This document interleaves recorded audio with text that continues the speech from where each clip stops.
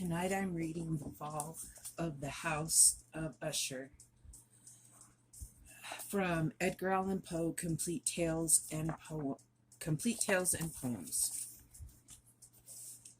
During the whole of a dull, dark, and soundless day in the autumn of the year, when the clouds hung oppressively low in the heavens, I had been passing alone on horseback through a singularly dreary tract of country, and at length found myself, as the shades of the evening drew on, within the view of the melancholy house of Usher. I know not how it was, but with the first glimpse of the building, a sense of insufferable gloom pervaded my spirit. I say insufferable, for the feeling was unrelieved by any of the half pleasurable, because poetic, sentiment with which the mind usually receives, even in the sternest natural images of the desolate or terrible.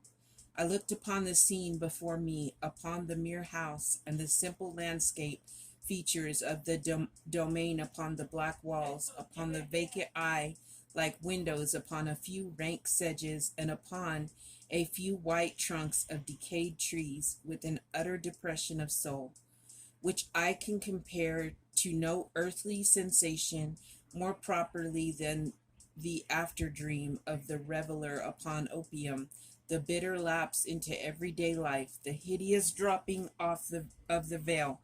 There was an iciness, a sinking, a sickening of the heart, an unredeemed dreariness of thought, which no goading of the imagination could torture into aught of the sublime. What was it? I paused to think. What was it that so unnerved me in the contemplation of the house of Usher? It was a mystery all insoluble. No, nor could I grapple with the shadowy fancies that crowded upon me as I pondered.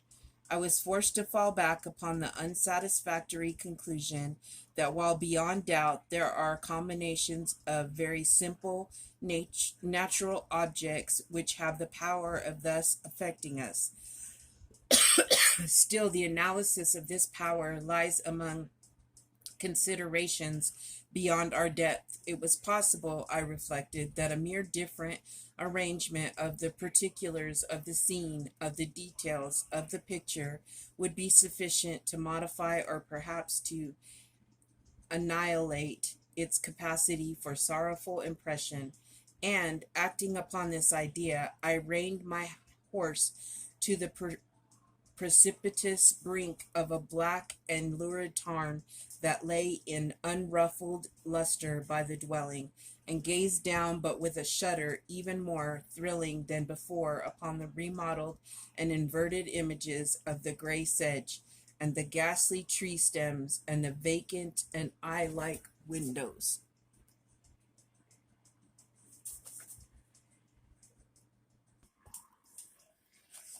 Nevertheless, in this mansion of gloom, I now proposed to myself a sojourn of some weeks. Its proprietor, Roderick Usher, had been one of my boon companions in boyhood, but many years had lapsed since our last meeting. A letter, however, had lately reached me in a distant part of the country, a letter from him which in its wildly importunate nature had admitted of no other than a personal reply. The MS gave evidence of nervous agitation. The writer spoke of acute bodily illness, of a mental disorder which oppressed him, and of an earnest desire to see me. As his best, and indeed his only personal friend, with a view of attempting, by the cheerfulness of my society, some alleviation of his malady. It was the manner in which all this and much more was said. It was the apparent heart that went with the request which allowed me no room for hesitation, and I accordingly obeyed forthwith what I still considered a very singular summons. Although as boys we intimate had been even intimate associates, yet I really knew little of my friend. His reserve had been always excessive and habitual.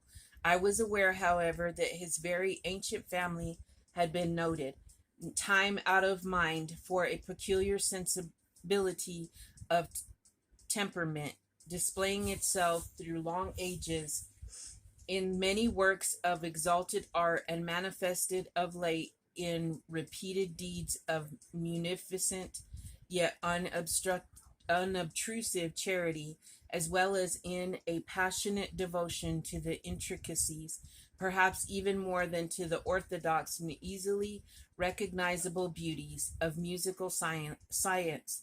I had learned too the very remarkable fact that the stem of the Usher race, all time honored as it was, had put forth at no period any enduring branch. In other words, that the entire family lay in the direct line of descent, and had always, with very trifling and very temporary variation, so lain. It was this deficiency I considered, while running over in thought of the perfect keeping of the character of the premises, with the accredited character of the people, and while speculating upon the possible influence which the one in the long lapse of centuries might have exercised upon the other. It was this deficiency, perhaps, of collateral issue, and the consequence undeviating transmission from sire to son of the patrimony with the name, which had at length so identified the two as to merge the original title of the estate in the quaint and equivocal appellation of the House of Usher, an appellation which seemed to include in the minds of the peasantry who used it both the family and the family mansion. I have said that the soul, both the family and family mansion, I have said that the sole effect of my somewhat childish experiment, that of looking down within the tarn, had been to deepen the first singular impression. There can be no doubt that the consciousness of the rapid increase of my superstition, for why should I not so term it, served mainly to accelerate the increase itself. Such I have not, such I have long known, is the paradoxical law of all sentiments having terror as a basis, and it might have been for this reason only that when I again uplifted my eyes to the house itself from its image in the pool, there grew in my mind a strange fancy, a fancy so ridiculous, indeed, that I but mention it to show the vivid force of the sensations which oppressed me. I had so worked upon my imagination as really to believe that about the whole mansion and domain there hung an atmosphere peculiar to themselves and their immediate vicinity, an atmosphere which had no affinity with the air of heaven, but which had reeked up from the decayed trees and the gray wall and the silent tarn, a pestilent and mystic vapor, dull, sluggish, faintly discernible, and leaden hued. Shaking off from my spirit what must have been a dream, I scanned more narrowly the real aspect of the building. Its principal feature seemed to be that of an excessive antiquity. The discoloration of ages had been great. Minute fungi overspread the whole exterior, hanging in a fine tangled webwork from the eaves. Yet all this was apart from any extraordinary dilapidation, for no portion of the masonry had fallen, and there appeared to be a wild inconsistency between its still perfect adaptation of parts and the crumbling condition of the individual stones. And this there was much that reminded me of this specious totality of old woodwork which had rotted for long years in some neglected vault, with no disturbance from the breath of the external air. Beyond this indication of extensive decay, however, the fabric gave little token of instability. Perhaps the eye Perhaps the eye of a scrutinizing observer might have discovered a barely perceptible fissure, which, extending from the roof of the building in front, made its way down the wall in a zigzag direction until it became lost in the sullen waters of the tarn. Noticing these things, I rode over a short causeway to the house. A servant in waiting took my horse, and I entered the Gothic archway of the hall. A valet of stealthy step thence conducted me in silence through many dark and intricate passages in my progress to the studio of his master. Much that I encountered on the way contributed, I know not how, to heighten the vague sentiments of which I have already spoken.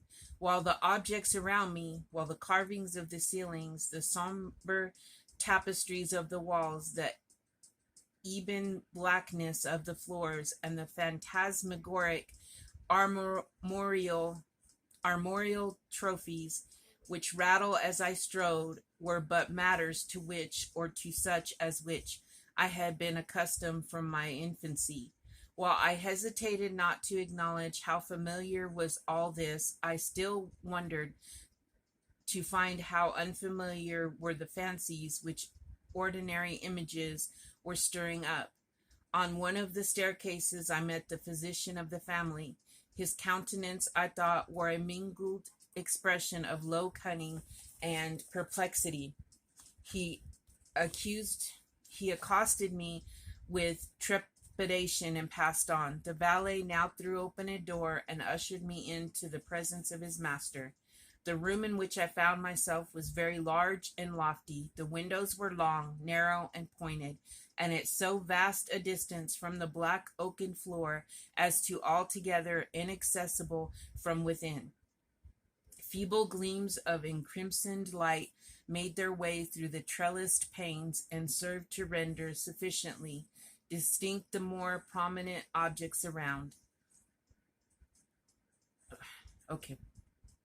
From within, feeble gleams of encrimsoned light made their way through the trellised panes and served to render sufficiently distinct the more prominent objects around. The eye, however, struggled in vain to reach the remoter angles of the chamber or the recesses of the vaulted and fretted ceiling.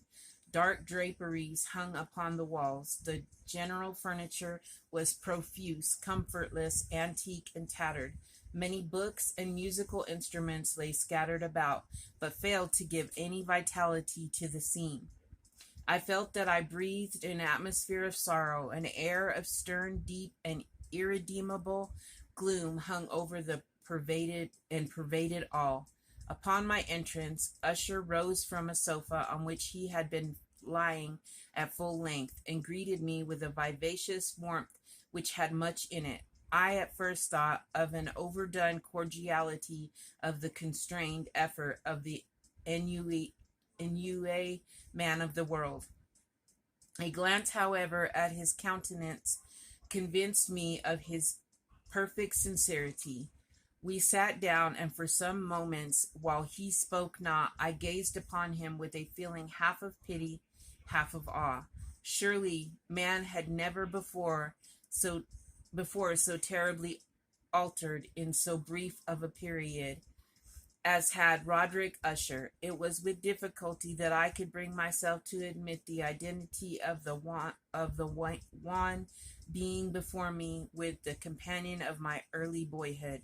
Yet the character of his face had been at all times remarkable. A cadaverousness of complexion, an eye large, liquid, and luminous beyond comparison, lips somewhat thin and very pallid, but of a surpassingly beautiful curve, a nose of a delicate Hebrew model, but with a breadth of nostril unusual in similar formations, a finely molded chin, speaking in its want of prominence, of a want of moral energy, hair of a more than web-like softness and tenuity. These features, with an inordinate expansion above the regions of the temple, made up altogether a countenance not easily to be forgotten. And now in the mere exaggeration of the prevailing character of these features and of the expression they were wont to convey lay so much of change that I doubted to whom I spoke. The now ghastly pallor of the skin, and now the miraculous luster of the eye, above all things startled and even awed me. The silken hair, too, had been suffered to grow all unheeded, and as, in the wild gossamer texture, it floated rather than fell about the face. I could not even with effort connect its arabesque expression with any of simple humanity.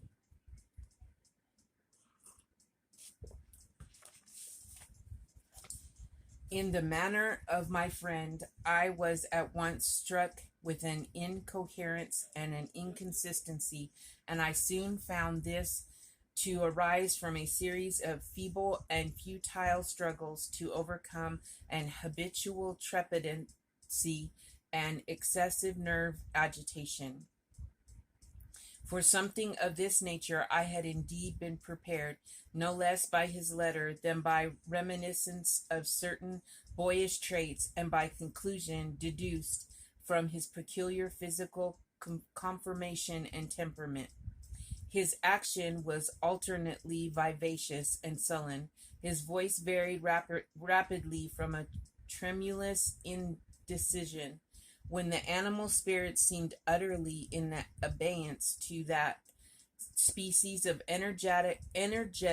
conscious, energetic concision, that abrupt, weighty, unhurried, and hollow-sounding enunciation, that leaden, self-balanced, and perfectly modulated guttural utterance which may be observed in the lost drunkard or the irreclaimable eater of opium during the periods of his most intense excitement.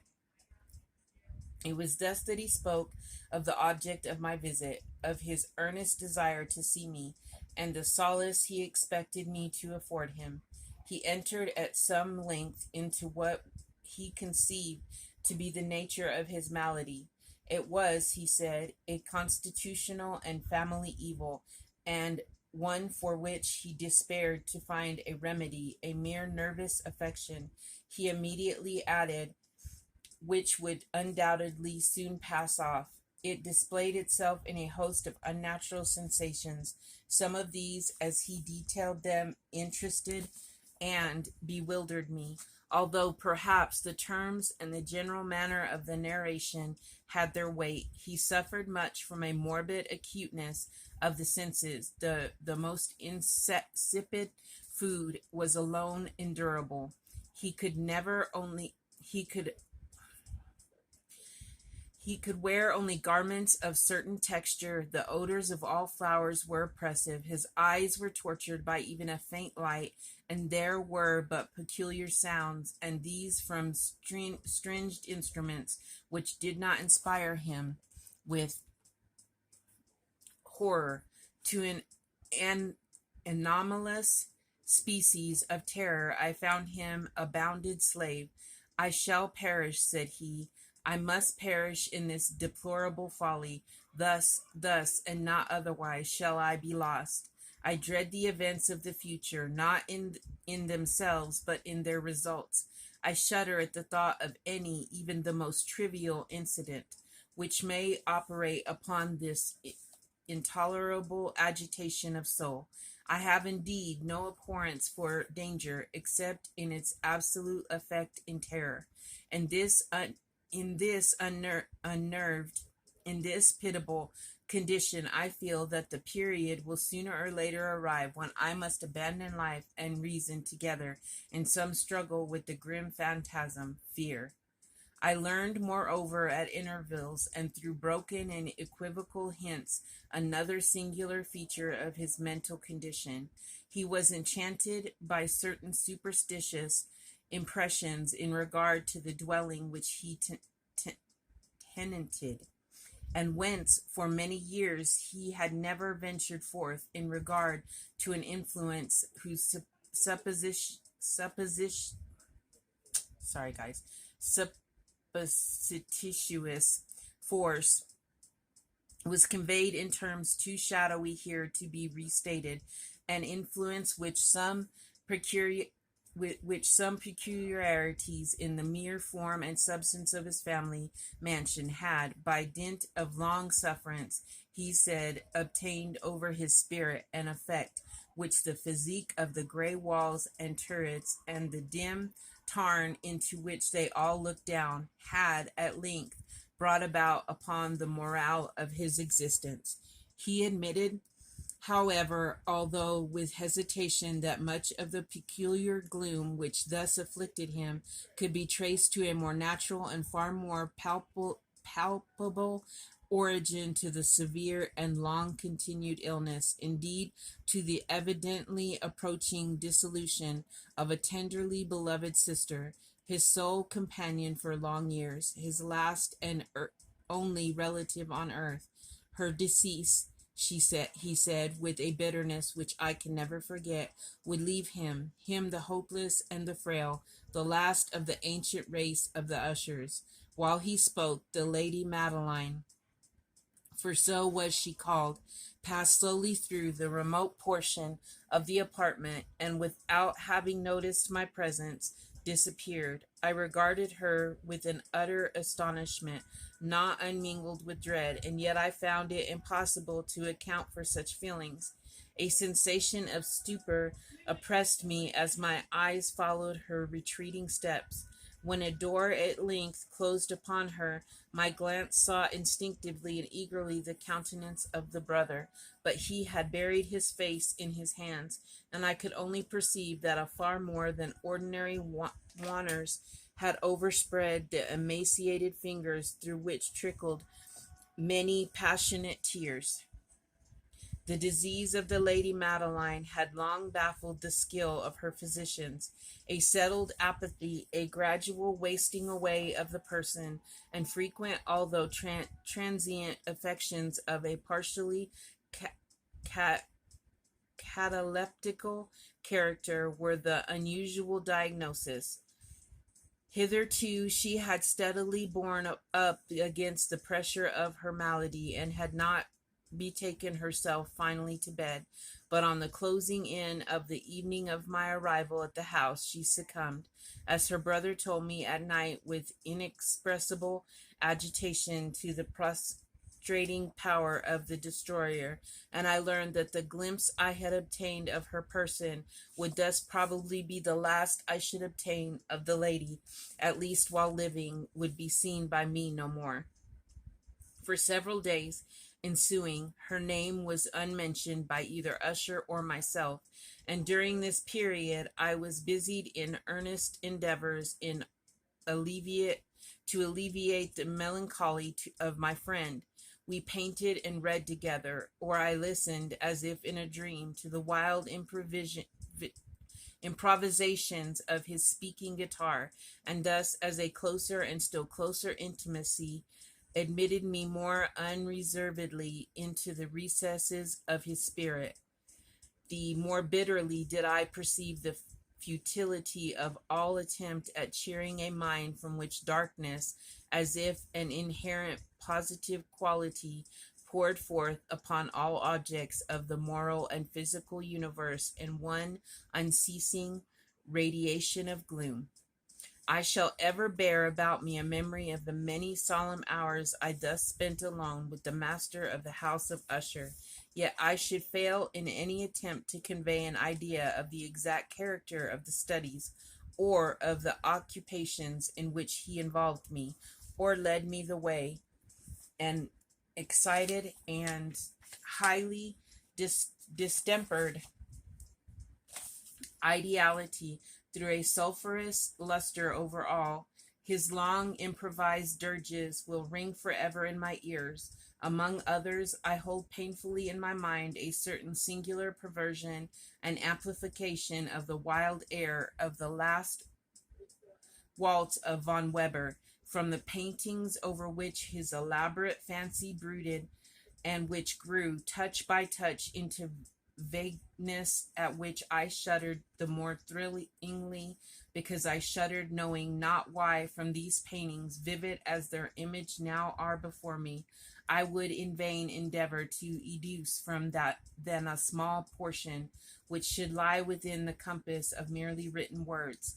By the utter simplicity, by the nakedness of his designs, he arrested and overawed attention. If ever mortal painted an idea, that mortal was Roderick Usher, for he at least, in the circumstances then surrounding me, there arose out of the pure abstractions which the hypochondriac contrived to throw upon his canvas an intensity of intolerable awe, no shadow of which felt I ever yet in the contemplation of the certainly glowing yet too concrete reveries of Fuseli.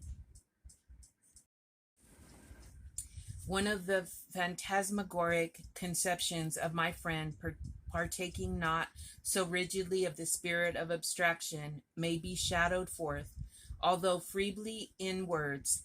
A small picture presented the interior of an immensely long and rectangular vault or tunnel, with low walls, smooth white, and without interruption or device. Certain accessory points of the design served well to convey the idea that his excavation lay at an exceeding depth below the surface of the earth.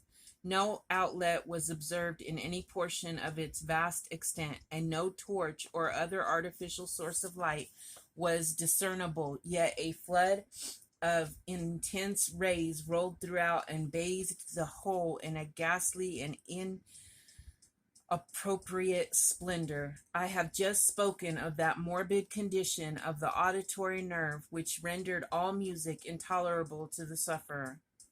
With the exception of certain effects of stringed instruments, it was perhaps the narrow limits to which he thus confined himself upon the guitar which gave birth in great measure to the fantastic character of the performances, but the fervid facility of his impromptus could not be so accounted for. They must have been and were in the notes, as well as the words of his wild fantasias, for he not unfrequently accompanied himself with rhymed verbal improvisations, the result of that intense mental collectedness and concentration to which I have previously alluded to as observable only in particular moments of the highest artificial excitement. The words of one of these rhapsodies I have easily remembered. I was, perhaps, the more forcibly impressed with it as he gave it, because, in the under of mystic current of its meanings, I fancied that I perceived, and for the first time, a full consciousness on the part of Usher of the tottering of his lofty reason upon her throne. The verses, which were entitled The Haunted Palace, ran very nearly, if not accurately, thus: In the greenest of our valleys, by good angels tenanted, once a fair and stately palace, radiant palace reared its head. In the monarch thought's dominion it stood there. Never seraph spread opinion over fabric half so fair. Banners yellow, glorious, golden, on its roof did float and flow. This was in the olden times long ago. And every gentle air that dallied in that sweet day, along the ramparts plumed and pallid, a winged odor went away. Wanderers in that happy valley through two luminous windows saw spirits moving musically to a lute's well-tuned law. Round about a throne were sitting Porphyrogen in state his glory well befitting the ruler of the realm has seen. And all with pearl the ruby glowing was the fair palace door, through which come flowing, and sparkling evermore, a troop of echoes whose sweet duty was but to sing, in voices of surpassing beauty, the wit and wisdom of their king. But evil things in robes and of sorrow assailed the monarch's high estate. Ah, let us mourn, for never morrow shall dawn upon him desolate. and round about his home the glory that blushed and bloomed is but a dim remembered story of the old time entombed. And travelers now within the valley through the red litten windows see vast forms that move fantastically to discordant melody, while like a rapid ghastly river through the pale door a hideous throng rush out forever and laugh but smile no more. I well remember that suggestions arising from this ballad led us into a train of thought wherein there became manifest an opinion of Usher's, which I meant not so much on account of its novelty, for other men have thoughts thus, as on account of the pertinacity pertinacity with which he maintained it. This opinion, in its general form, was that of the sentience of all vegetable things, but in the disordered fancy, the idea had assumed a more daring character and trespassed, under certain conditions, upon the king of inorganization. I lack words to express the full extent or the earnest abandon of his persuasion. The belief, however, was connected, as I have previously hinted, with the gray stones of the home of his forefathers. The conditions of the sentence had been here. He imagined fulfilled in the method of collocation of these stones in the order of their arrangement, as well as in that of the many fungi which overspread them, and of the decayed trees which stood around, above all in the long undisturbed endurance of this arrangement, and in the reduplication, and in the still waters of the tarn. Its evidence, the evidence of the sentience, was to be seen, he said, and I here started as he spoke, in the gradual yet certain condensation of an atmosphere of their own about the waters and the walls. The result was discoverable, he added, in the silence yet importunate and terrible influence which for centuries had molded the destinies of his family, and which made him what I now saw him, what he was. Such opinions need no comment, and I will make none.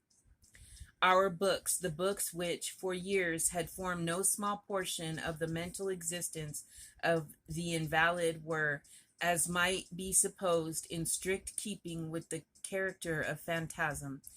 We pored together over such words as the Ververt et Chartreuse of Gressel, the Belphegor of Machiavelli, the Heaven and Hell of Swedenborg, the Subterranean Voyage of Nicholas Klim by Holberg, the Chiromancy of Robert Fludd, of Jean d'Ingene, and of de la Chambre, the Journey into the Blue Distance of Tieck, and the City of the Sun of Champanella.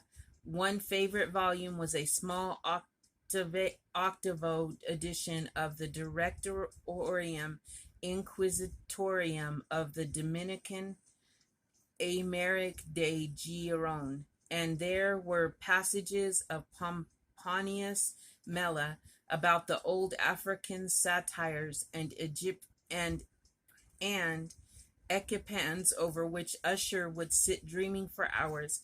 His chief delight, however, was found in the perusal of an exceedingly rare and curious book in quarto Gothic, the manual of a forgotten church, the Vigile Mortuorum Secundum, Chorum Ecclesiae Maguntinae.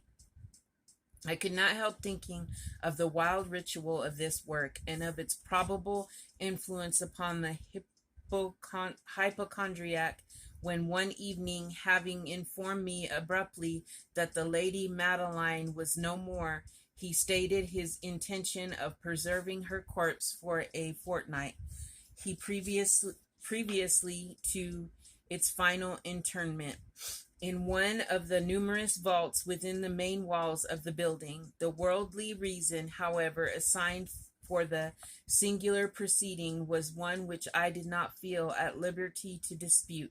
The brother had been led to his resolution, so he told me, by consideration of the unusual character of the malady of the deceased, of certain obtrusive and eager inquiries on the part of her medical men, and of the remote and exposed situation of the burial ground of the family. I will not deny that when I called to mind the sinister countenance of the person whom I met upon the staircase on the day of my arrival at the house, I had no desire to oppose what I regarded as at best but a harmless and by no means an unnatural precaution.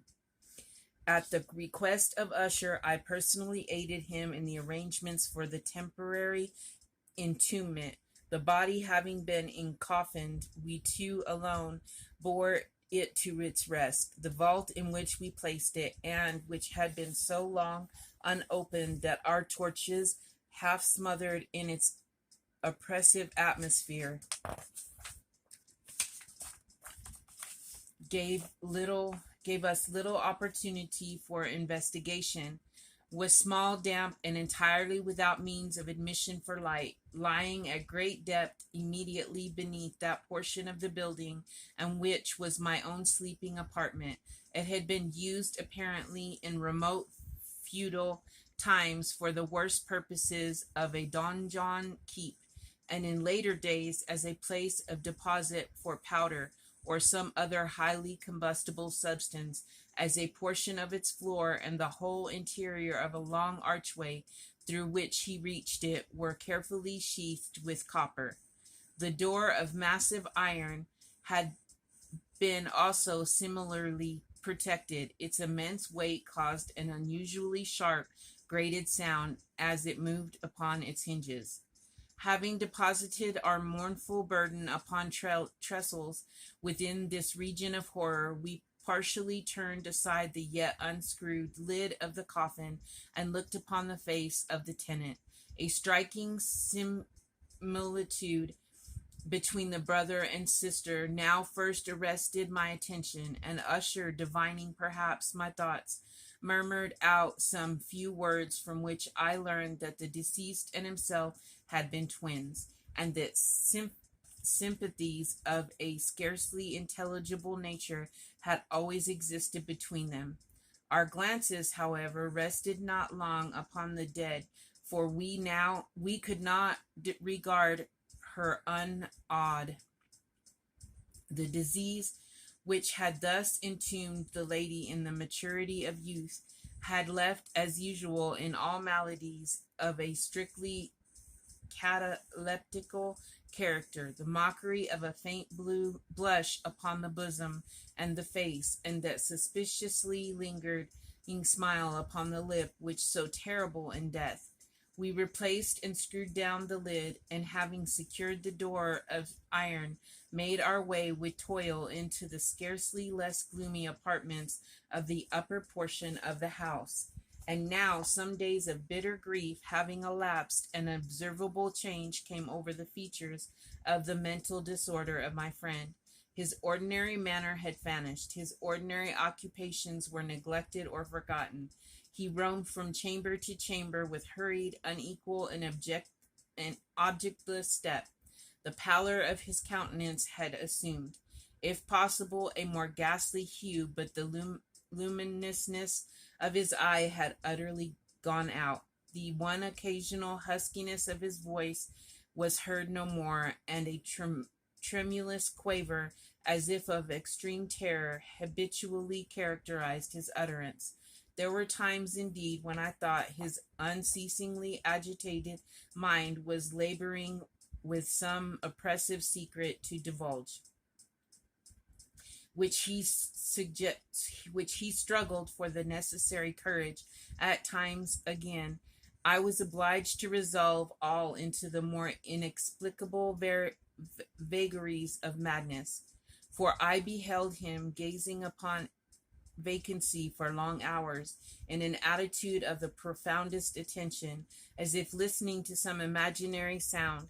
It was no wonder that his condition terrified, that it infected me.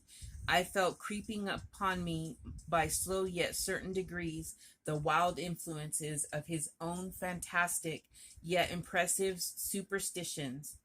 It was especially upon retiring to bed late in the night of the 7th or 8th day after the placing of the Lady Madeline within the donjon that I experienced the full power of such feelings. Sleep came not near my couch. While the hours waned and waned away, I struggled to reason off the nervousness which had dominion over me. I endeavored to believe that much, if not all, of what I felt was due to the bewildering influence of the gloomy furniture of the room, of the dark and tattered draperies, which, tortured into motion by the breath of a rising tempest, swayed fitfully to and fro upon the walls, and rustled uneasily about the decorations of the bed. But my efforts were fruitless. An irrepressible tremor gradually pervaded my frame, and at least there sat upon my very heart an incubus of utterly causeless alarm. Shaking this off with a gasp and struggle, I uplifted myself upon the pillows, and peering earnestly into the intense darkness of the chamber, hearkened, I know not why, except that an instinctive spirit prompted me to certain low and indefinite sounds which came through the pauses of the storm at long intervals, I knew not whence. Overpowered by an intense sentiment of horror, unaccountable yet unendurable, I threw on my clothes with haste, for I felt that I should sleep no more during the night, and endeavored to arouse myself from the pitiable condition into which I had fallen by pacing rapidly to and fro through the apartment. I had taken but few turns in this manner when a light step on an adjoining staircase arrested my attention. I presently recognized it as that of Usher. In an instant afterward he rapped with a gentle touch at my door and entered bearing a lamp. His countenance was, as usual, cadaverously wan, but moreover there was a species of mad hilarity in his eyes, and evidently restrained hysteria in his whole demeanor. His air appalled me, but anything was preferable to the solitude which I had so long endured, and I even welcomed his presence as a relief. "And you have seen it?" he said abruptly, after having stared about him for some moments in silence. You have not then seen it? You have not then seen it? But stay, you shall." Thus speaking, and having carefully shaded his lamp, he hurried to one of the casements and threw it freely open to the storm. The impetuous fury of the entering gust nearly lifted us from our feet. It was indeed a tempestuous yet sternly beautiful night, and one wildly singular in its terror and its beauty. A whirlwind had apparently collected its force in our vicinity, for there were frequent and violent alterations to the directions of the wind, and the exceeding density of the clouds, which hung so low as to press upon the turrets of the house, did not prevent our perceiving the life-like velocity with which they flew careering from all points against each other, without passing away into the distance.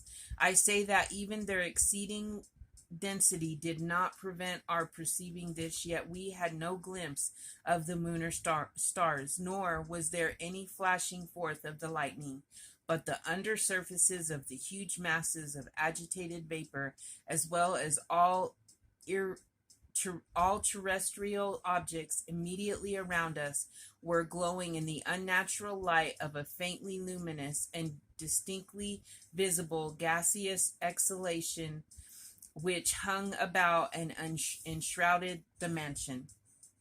You you shall not behold this. And I, shuddering to Usher, as I led him with a gentle violence from the window to his seat. These appearances which bewilder you are merely electrical phenomena, not uncommon, or it may be that they have their ghastly origin in the rank miasma of the tarn. Let us close this casement. The air is chilling and dangerous to your frame. Here is one of your favorite romances. I will read, and you shall listen, and so we will pass away this terrible night together. The antique volume which I had taken up was the Mad Trist of Sir Lancelot Canning, but I had called it a favorite of Usher's more in sad jest than in earnest, for in truth there is little in its uncouth and unimaginative prolixity which could have had interest for the lofty and spiritual ideality of my friend.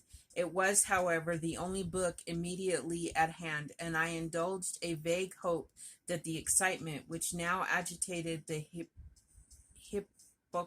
hypochondriac might find relief, for the history of mental disorder is full of similar anomalies. Even in the extremeness of the folly which I should read, could I have judged indeed by the wild, overstrained air of vivacity with which he hearkened, or apparently hearkened to the words of the tale, I might well have congratulated myself upon the success of my design.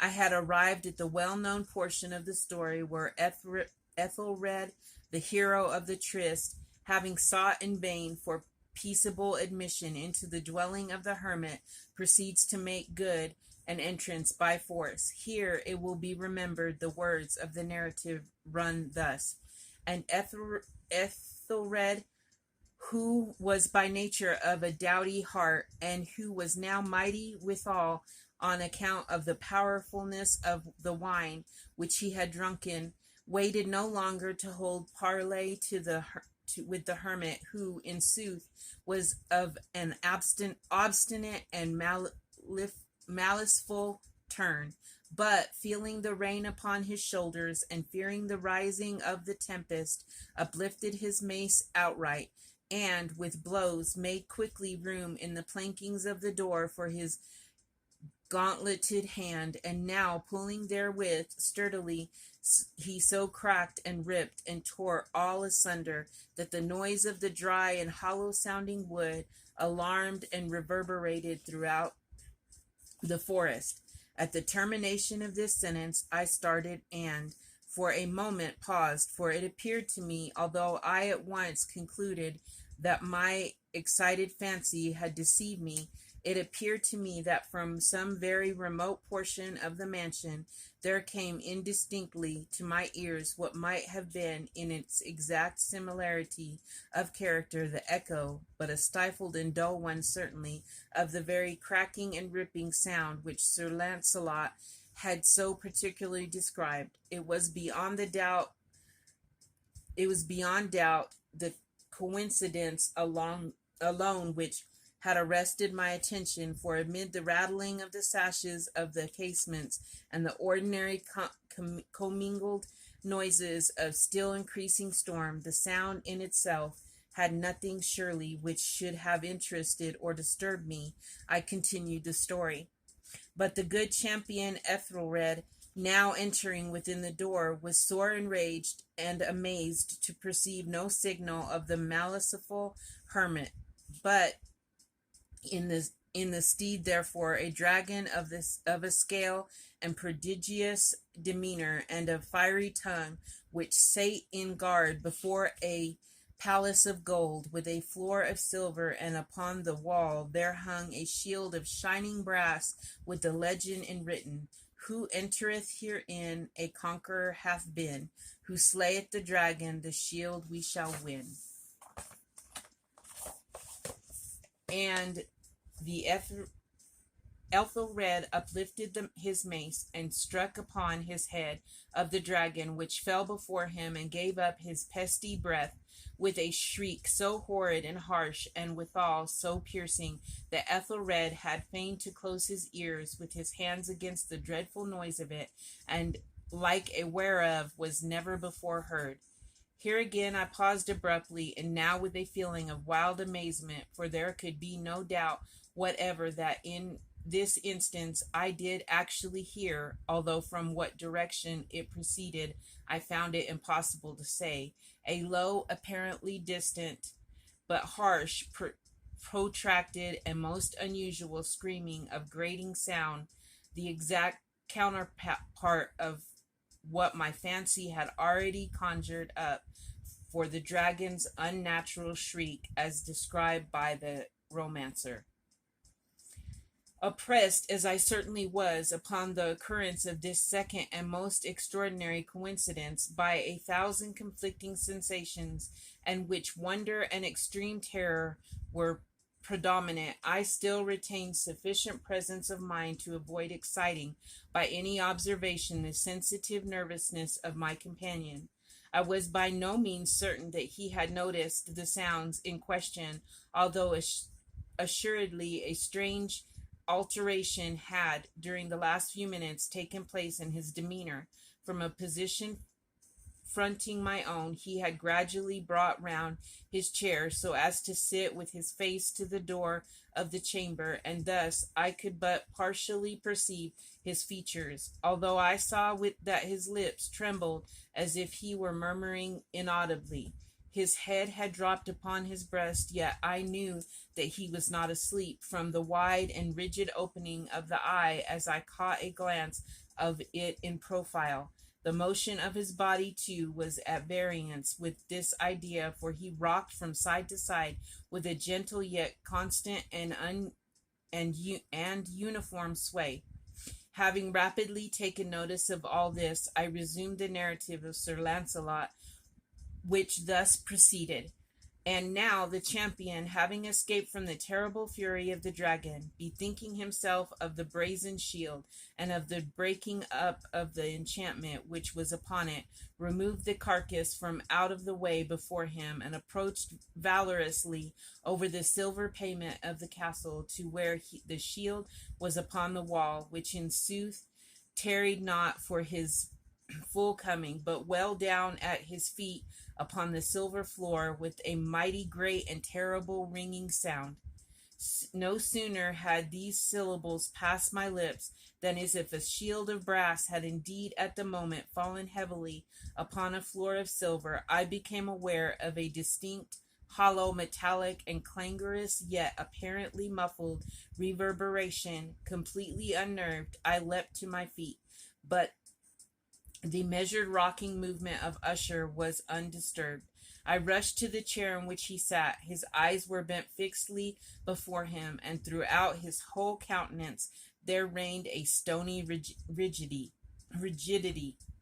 But as I placed my hand upon his shoulder, there came a strong shudder over his whole person. A sickly smile quivered about his lips, and I saw that he spoke in a low, hurried, and gibbering murmur, as if unconscious of my presence. Bending closely over him, I at length drank in the hideous import of his words.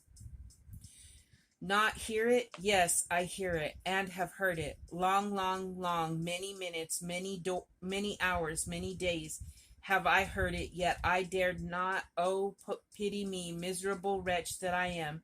I dared not speak. We have put her living in the tomb. Said I not that my senses were acute? I now tell you that I heard her first feeble movements in the hollow coffin. I heard them many, many days ago, yet I dared not speak. And now tonight, Ethelred, ha ha, the breaking of the hermit's door, and the death crying of the dragon, and the clangor of the shield, say rather the rending of my coffin, and the grating of the iron hinges of her prison, and her struggles within the coppered archway of the vault. Oh, whither shall I fly? Will she not be here anon? Is she not hurrying to upbraid me for my haste? Have I not heard her footstep on the stair? Do I not distinguish that heavy and horrible beating of her heart? Madman, here we sprang furiously to his feet and shrieked out his syllables, as if in the effort he was giving up his soul. Madman, I tell you that she now stands without the door. As if in the superhuman energy of his utterance there had been found the potency of a spell, the huge antique panels to which the speaker pointed threw slowly back upon the instant their ponderous and ebony jaws. It was the work of the rushing gust, but then, without those doors, there did stand the lofty and enshrouded figure of the Lady Madeline of Usher. There was blood upon her white robes, and the evidence of some bitter struggle upon every portion of her emaciated frame. For the moment she remained trembling and reeling to and fro upon the threshold, then, with a low moaning cry, fell heavily inward upon the person of her brother, and in her violent and now final death agonies bore him to the floor a corpse and a victim to the terrors he had anticipated. From that chamber and from that mansion I fled aghast. The storm was still abroad in all its wrath as I found myself crossing the old causeway. Suddenly there shot along the path a wild light, and I turned to see whence a gleam so unusual could have issued, for the vast house and its shadows were alone behind me. The radiance was that of the full setting and blood-red moon, which now shone vividly through the once barely discernible fissure of which I have before spoken, as extending from the roof of the building in a zigzag direction to the base. While I gazed, this fissure rapidly widened. There came a fierce breath of the whirlwind. The entire orb of the satellite burst at once upon my sight. My brain reeled as I saw the mighty walls rushing asunder. There was a long, tumultuous shouting sound like the voice of 1,000 waters, and the deep and dank tarn at my feet closed sullenly and silently over the fragrant fragments of the house of Usher.